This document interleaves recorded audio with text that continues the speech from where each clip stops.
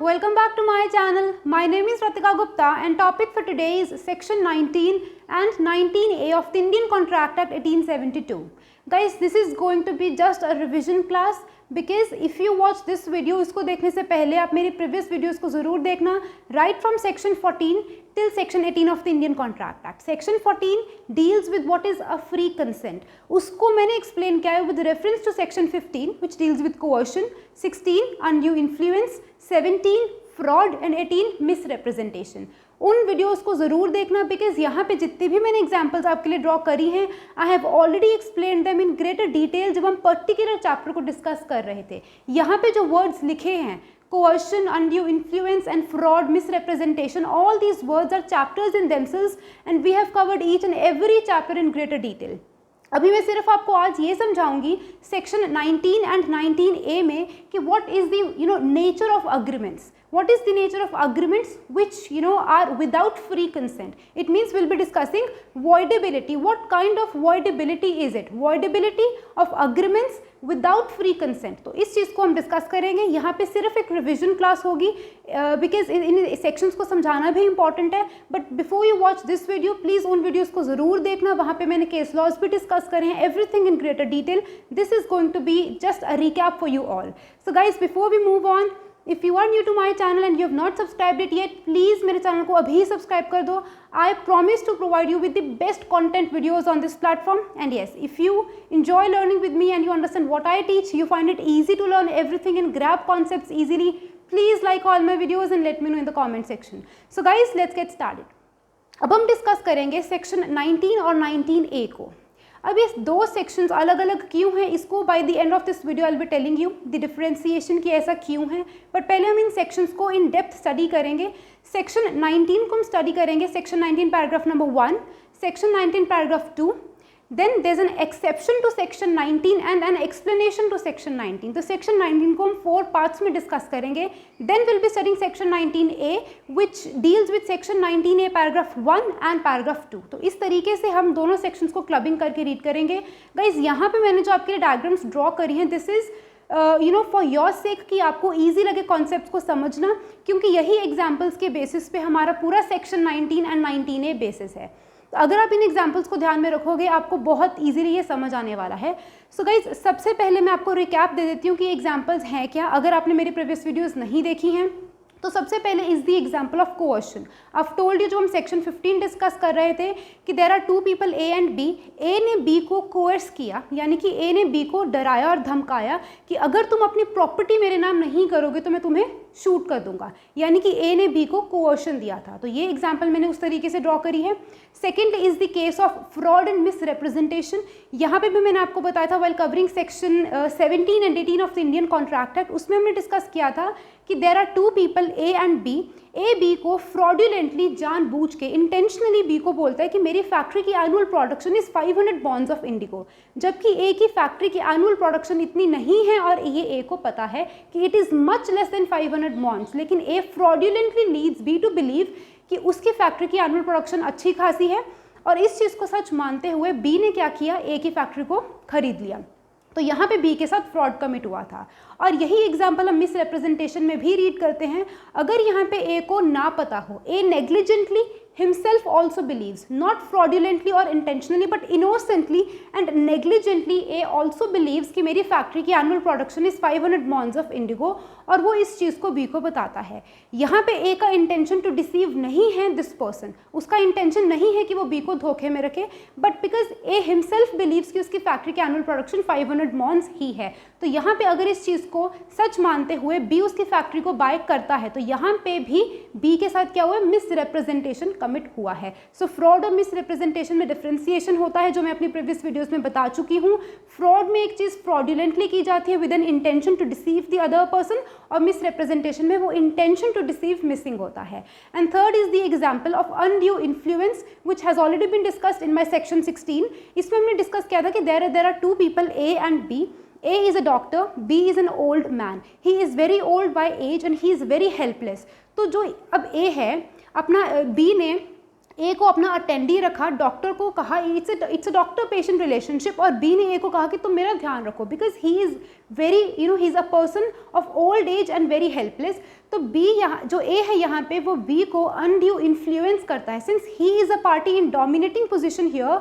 तो यहाँ पे ये अपनी डोमिनेटिंग पोजीशन का फ़ायदा उठाते हुए gains N unfair advantage over this old person, और इसको बोलता है कि मैं आपका ध्यान सिर्फ तभी रखूंगा अगर आप अपनी 2 करोड़ की प्रॉपर्टी 50 लाख में मुझे दोगे। तो यहाँ पे भी क्या किया है, डॉक्टर ने being in a dominating position, इसने अपनी पोजीशन को यूज़ किया to his prejudice, to his harm, तो उसको हम बोलते हैं अनड्यू इन्फ्लुएंस। तो ये मैंने एग्जांपल्स ड्रॉ करी हैं, इसको समझने के लिए, समझाने के लिए बहुत इजी रहेगा आपको। एंड मार्क माय पॉइंट्स, जहाँ पे मैंने बी को सर्कल किया है इसका भी बहुत इंपॉर्टेंट सिग्निफिकेंस है, ये सिर्फ और सिर्फ आपको ईजीली समझाने के लिए मैंने किया है। And I will be giving you one more example, ये मैं टाइमली आपको बाद में समझाऊंगी। So guys let's get started. Section 19 clause 1 वो बोलता है कि ऐसी कोई भी agreement which is induced by coercion, fraud and misrepresentation. Guys please mark my words, यहाँ पे मैंने अनड्यू इन्फ्लुएंस को यूज़ नहीं किया। सेक्शन 19A ये अलग सेक्शन है जो अनड्यू इन्फ्लुएंस के साथ डील करता है। Section 19 only deals with coercion, fraud and misrepresentation. उसमें आपको अनड्यू इन्फ्लुएंस वर्ड दिखेगा भी नहीं, क्योंकि उसके लिए अलग से एक सेक्शन है, सेक्शन 19A, और ऐसा क्यों है ये हम by the end of this video discuss करेंगे। तो सेक्शन 19 पैराग्राफ 1 बोलता है कि any contract which is induced bye coercion, fraud or misrepresentation, it is voidable at the option of the party whose consent was so caused। अब उसके साथ कुछ भी हो सकता है, तो अब यहाँ पे मुझे आप बताओ कि voidable at the option of किसके ऑप्शन पे voidable होगा? at the option of the party whose consent has been so caused by coercion, fraud और मिसरिप्रेजेंटेशन। तो यहाँ दोनों केसेस में बी इज द पार्टी जिसके साथ कोवर्शन कमिट हुआ और जिसके साथ फ्रॉड या मिसरिप्रेजेंटेशन कमिट हुआ। क्यों हुआ वो मैं आपको ऑलरेडी एग्जांपल्स डिस्कस कर चुकी हूँ। आई होप आपको समझ आ गया है कि यहाँ पे ए ने बी के साथ कोवर्शन कमिट किया था, उसको ज़ोर ज़बरदस्ती किया और उसकी प्रॉपर्टी जो है वो अपने नाम कर ली और उसके अटेस्टेशन करवा लिए, क्योंकि उसको धमकी दी कि मैं तुम्हें गोली मार दूंगा अगर तुम ऐसा नहीं करोगे। तो बी का यहाँ पे क्या हुआ, बीज consent has been so caused by coercion. So section 19 paragraph 1 बोलता है कि अगर किसी भी इंसान के साथ कोअर्शन कमिट हुआ, फ्रॉड या मिसरिप्रेजेंटेशन कमिट हुआ, तो जिस इंसान के साथ हुआ उस इंसान के ऑप्शन पे, यानी कि बी इन दीज एग्जाम्पल्स, उस इंसान के ऑप्शन पे वो कॉन्ट्रैक्ट वॉइडेबल हुआ है, वॉइडेबल है। अब गाइस वॉइडेबल कॉन्ट्रैक्ट क्या होता है उसको मैं यहाँ एक्सप्लेन नहीं कर पाऊंगी। I have made a separate video on void and voidable contracts, उसका भी लिंक आपको डिस्क्रिप्शन बॉक्स में मिल जाएगा। More over you can open my playlist on Indian contract act 1872, तो वहाँ पे आप उस वीडियो को देख सकते हो। So it is voidable at the option of B here. तो section 19 paragraph number 1 is done. Section 19 paragraph number 2 says that a person has an option to enforce the contract. Now forget about coercion, coercion निकल चुका है। Now section 19 paragraph 2 only and only talks about fraud and misrepresentation। अब वहाँ पे हम इस example को use करेंगे, फ्रॉड एंड मिसरिप्रेजेंटेशन। तो सेक्शन 19 क्लॉज 2 बोलता है, सेक्शन 19 पैराग्राफ 2 बोलता है कि अगर एक इंसान के साथ फ्रॉड या मिसरिप्रेजेंटेशन हुआ है, उसकी अब मर्जी है, ही हैज़ 2 ऑप्शंस। या तो वो क्या कर सकता है, अपने कॉन्ट्रैक्ट को वॉइडेबल कर सकता है, जैसे कि मैंने आपको बताया सेक्शन 19 पैराग्राफ 1, या तो वो उसको वॉइडेबल कर सकता है, या फिर वॉइडेबल का बेसिकली मीनिंग होता है कि जब आप वॉइडेबल उसको कर दोगे तो आप क्या कर दोगे, रिसेशन कर दोगे, आप कैंसलेशन कर दोगे, उसके बाद you will no longer be abiding by the terms of the contract. अब उसके बाद आप कॉन्ट्रैक्ट को फॉलो नहीं करोगे, उसके टर्म्स एंड कंडीशंस को एक्सेप्ट नहीं करोगे, बट उसके पहले आपको करना है, you are bound by the contract. तो इसका मतलब ये होता है। अब यहाँ पे will be discussing an example, फिर हम सेक्शन 19 पैराग्राफ 2 को समझते हैं। दो I already explained it in my previous videos on fraud and misrepresentation. अब इसमें क्या होता है कि there are 2 people A and B. A ने एक जगह तो फ्रॉड्यूलेंटली, इट मीन्स इंटेंशनली ही लीड्स बी टू बिलीव, उसने बी को कहा कि my land is free from encumbrance. Encumbrance का मतलब होता है कि मेरी लैंड पे कोई भी लाइबिलिटीज नहीं है, ये लैंड कहीं पे भी गिरवी नहीं पड़ी। तो ए ने ऐसा फ्रॉड्यूलेंटली बी को कहा so as to induce this person B to enter into a contract with him. तो इसको धोखे में रखा और इसके साथ कॉन्ट्रैक्ट कर लिया। बी ने ए की बात को सच मानते हुए उसकी लैंड को परचेज कर लिया। But now what happened is B को सब्सिक्वेंटली बाद में पता लगता है कि ए की एक्चुअल में लैंड तो मेरे पास नहीं आई, क्योंकि ए की लैंड किसी और इंसान के पास, सी के पास मॉर्टगेज्ड है, गिरवी पड़ी है। इट मीन्स यहाँ पे क्या किया है, ए ने बी के साथ फ्रॉड कमिट किया है। इसी एग्जाम्पल को अगर आप दूसरी तरीके से इंटरप्रेट करो कि ए को लगा, A negligently and innocently believed कि my land is free from encumbrance, कि मेरी लैंड पे कोई भी लाइबिलिटीज नहीं है। यहाँ पे A has no intention to deceive, उसके माइंड में इंटेंशन नहीं है बी को धोखे में रखने का, यानी कि it will become a case of misrepresentation. A innocently and negligently believes कि my land is free from encumbrance, जबकि उसकी एक्चुअल में लैंड सी के पास गिरवी पड़ी थी जिसका ए को नहीं पता था। अगर पता होता तो वो फ्रॉड है, नहीं पता था नेग्लिजेंटली और इनोसेंटली, तो यहाँ पे मिस रिप्रेजेंटेशन का केस है। तो सेक्शन 19 पैराग्राफ 2 बोलता है अब बी के पास दो ऑप्शंस रहेंगी, बी के पास दो ऑप्शंस रहेंगी, या तो वो इस कॉन्ट्रैक्ट को वॉइडेबल कर सकता है under section 19 paragraph number 1 which I have already explained you, या फिर वो क्या कर सकता है, ए को बोल सकता है कि तुम एक काम करो, अपनी जो भी तुम्हारे ड्यूज हैं, जो भी तुमने सी को पैसा देना है उसको वो पैसा दो और अपनी लैंड वापस से ले आओ। सी के पास वो मॉर्टगेज क्यों पड़ी है, क्योंकि यहाँ पे आपका कोई ना कोई पैसा डेफिनेटली ड्यू है जो आपने सी को देना है। आप सी को अपना पैसा, उसका पैसा दो जो ड्यू है और अपनी लैंड ले आओ। जब वो लैंड आपकी हो जाएगी, when you will have a good title to that property, उसके बाद आप मुझे वो लैंड बेच देना और मैं आपको उसके लिए पैसा दे दूंगा। ठीक है, तो यहाँ पे ये दोनों चीज़ हो सकती है, फ्रॉड में भी और मिस रिप्रेजेंटेशन में भी हो सकती है। तो सेक्शन 19 पैराग्राफ 2 बोलता है कि दिस पार्टी जिसके ऊपर फ्रॉड या मिस रिप्रेजेंटेशन प्रैक्टिस की गई है, this person has an option to enforce the contract. उसके पास ऑप्शन है if this person thinks fit, अगर इसको ठीक लगता है तो ये कोर्ट को बोल सकता है कि हमें उस सिचुएशन में लाके खड़ा कर दीजिए। अगर ए सच बोलता तो जिस सिचुएशन में हम होते उस सिचुएशन में हमें लाके खड़ा कर दो। अगर ए ने जो कहा वो सच होता तो क्या होता, ए की प्रॉपर्टी बी की होती और बी का पैसा ए का होता, सी का कोई यहाँ पे इंटरफेरेंस नहीं होता। अगर ए सच बोलता, ए ने क्या कहा था, my land is free from encumbrance, it means अगर ए की बात जेन्युइनली सच होती तो सिर्फ और सिर्फ इन दोनों लोगों के बीच में कॉन्ट्रैक्ट होता, सी तो आउट हो जाता बिल्कुल।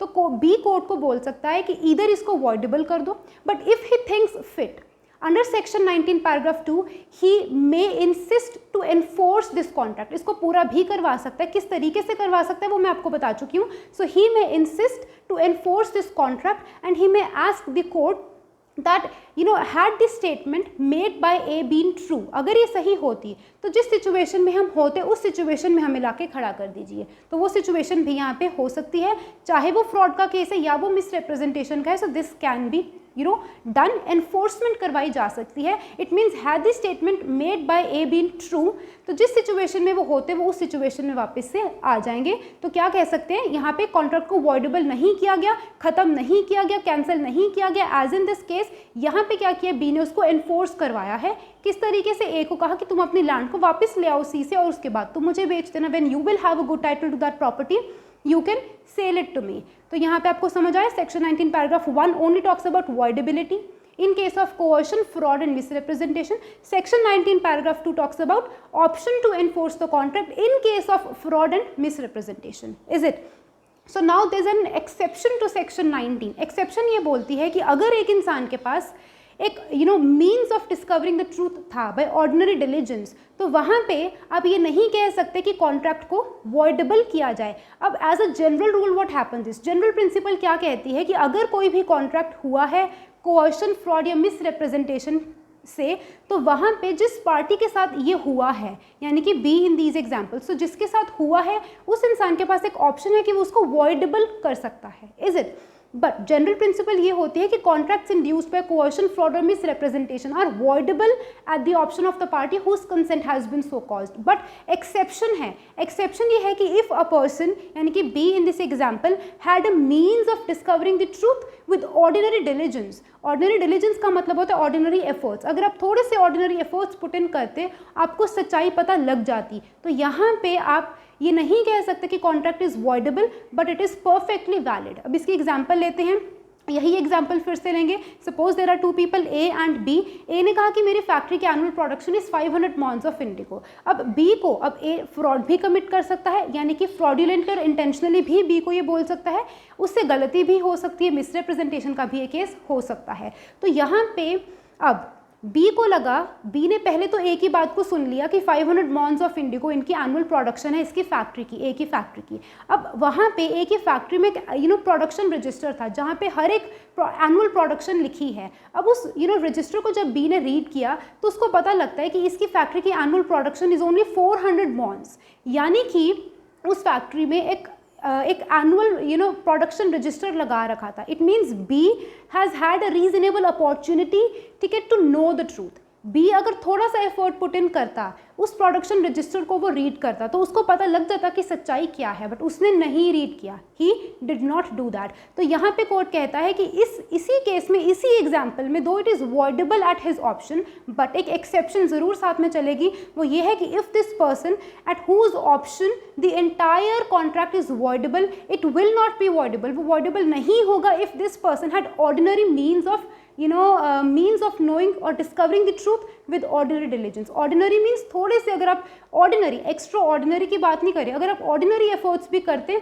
तो you could have discovered the truth कि सच्चाई क्या है, but आपने efforts नहीं करे।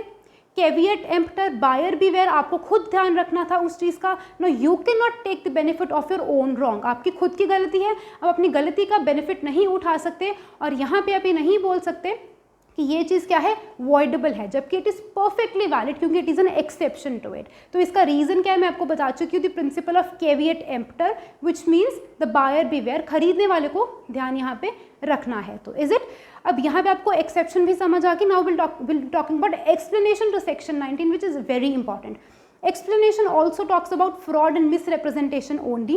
वो बोलती है कि अगर, एक्सप्लेनेशन ये कहती है कि अगर एक इंसान का आपने कंसेंट लिया, यानी कि देखो ए, इसी एग्जाम्पल को करेंगे हम, ठीक है, ए ने बी को कहा कि मेरी फैक्ट्री में 500 मॉन्स ऑफ इंडिगो प्रोड्यूस होती हैं।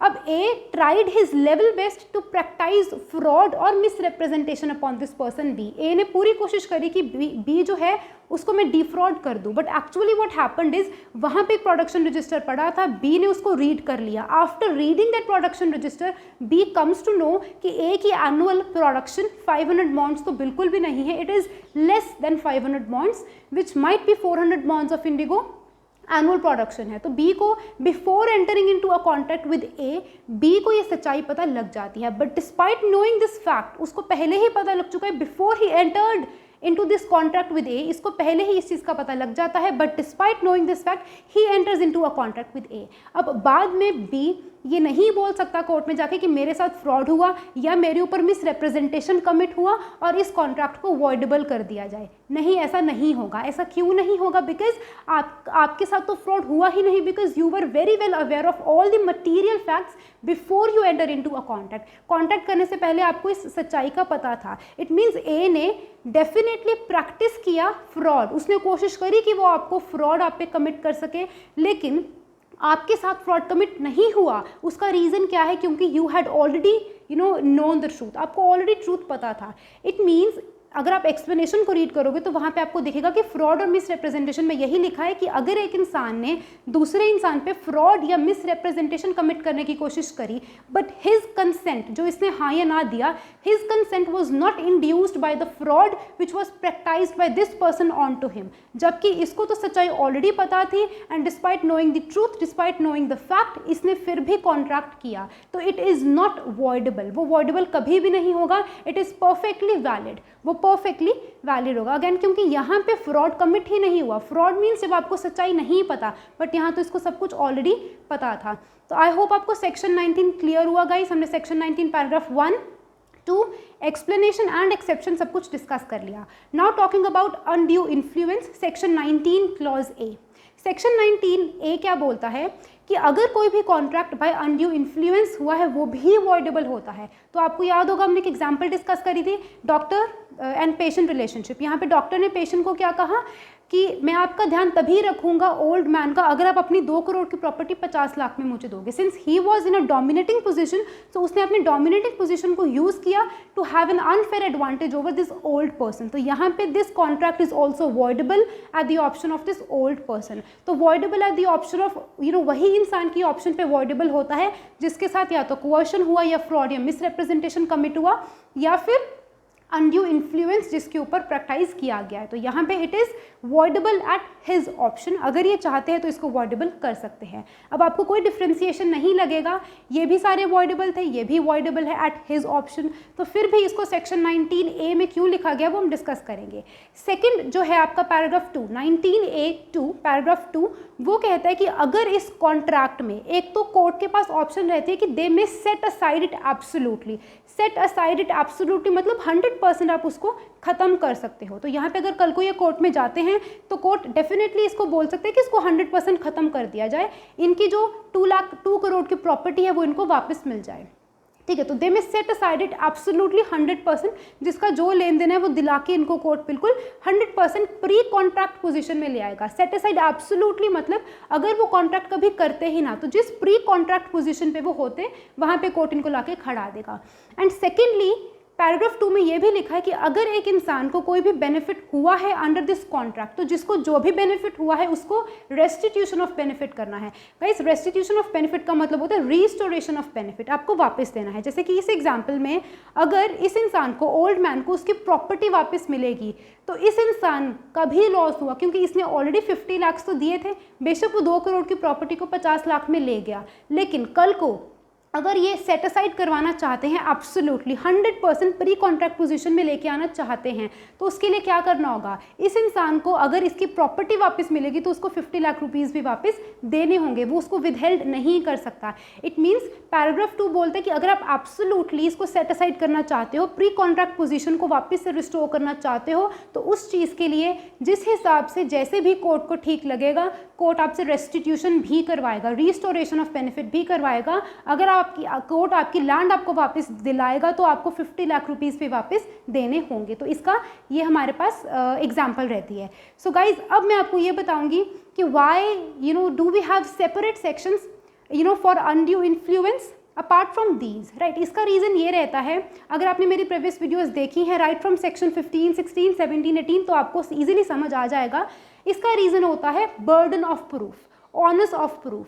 अगर आपको ध्यान में हो, अनड्यू इन्फ्लुएंस में बर्डन ऑफ प्रूफ किस पे रहेगा, यही एग्जाम्पल मैंने आपको समझाया था कि इस एग्जाम्पल में बर्डन ऑफ प्रूफ हमेशा डोमिनेटिंग पोजीशन की पार्टी पे रहता है, पार्टी इन एक्टिव डोमिनेंस। जो एक्टिव डोमिनेंस में है, जो डोमिनेटिंग पोजीशन पे है, उसी पार्टी पे बर्डन ऑफ प्रूफ रहेगा। कोर्ट प्रिज्यूम कर लेगा, कोर्ट एक प्रिजम्पशन रेज करता है, कोर्ट इसको डीम्ड मान लेता है कि जिस इंसान के पास डोमिनेटिंग पोजीशन है, डॉक्टर इन दिस एग्जाम्पल, उस इंसान ने डेफिनेटली अनड्यू इन्फ्लुएंस कमिट किया है। ये एक प्रिजम्पशन ऑलरेडी रेज हो जाती है सेक्शन 16 में। Now this person who is in active dominance, who is in dominating position, who is dominating his will over this inferior person, now he has to rebut it. उसको rebuttal of presumption करना होगा, उसको court को इस तरीके से कम word में उसको बताना होगा कि मैंने अनड्यू इन्फ्लुएंस प्रैक्टिस नहीं किया इस इंसान पे, और इस इंसान की जो कॉन्ट्रैक्ट हमने एंटर किया, तो जो इनकी विल थी it was free individual will, मैंने अनड्यू इन्फ्लुएंस बिल्कुल भी नहीं किया, इनकी फ्री इंडिविजुअल विल थी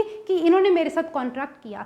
तो कोर्ट एक प्रिजम्पशन रेज कर लेगा, it is a presumption which has already been raised, now this person has to rebut it. उसको रिबटल करना होगा, वापस से बताना होगा कि नहीं मैंने अनड्यू इन्फ्लुएंस नहीं किया। बर्डन ऑफ प्रूफ किस पे रहेगा, डोमिनेटिंग पोजीशन की पार्टी पे रहेगा, इस साइड पे। लेकिन अगर मैं इन केसेस की बात करूं तो यहाँ पे बर्डन ऑफ प्रूफ बी पे रहेगा, ए पे नहीं रहेगा। As in this example B पे रहेगा। बी को क्या करना होगा, ये कोर्ट के सामने कम वर्ड में विद एविडेंसेस उसको बताना होगा कि ए ने मेरे साथ कोर्शन कमिट किया, मुझे धमकी दी, और सिमिलरली फ्रॉड भी मेरे साथ कमिट किया। तो जिस पार्टी ने किया वो पार्टी को प्रूव नहीं करना कि मैंने फ्रॉड कमिट किया, राइट। जिसके साथ फ्रॉड हुआ, जिसके साथ मिसरिप्रेजेंटेशन हुई, जिसके साथ कोर्शन हुआ, that person himself has a burden of proof, उस पे burden of proof रहेगा। he has to induce evidences in front of court, और कोर्ट को ये बिलीव करवाना है कि मेरे साथ एक्चुअल में फ्रॉड कमिट हुआ, मिसरिप्रेजेंटेशन या कोर्शन कमिट हुआ। सो गाइज आई थिंक आपको सब कुछ क्रिस्टल क्लियर हो गया होगा कि ये क्या होता है सेक्शन 19 एंड 19A।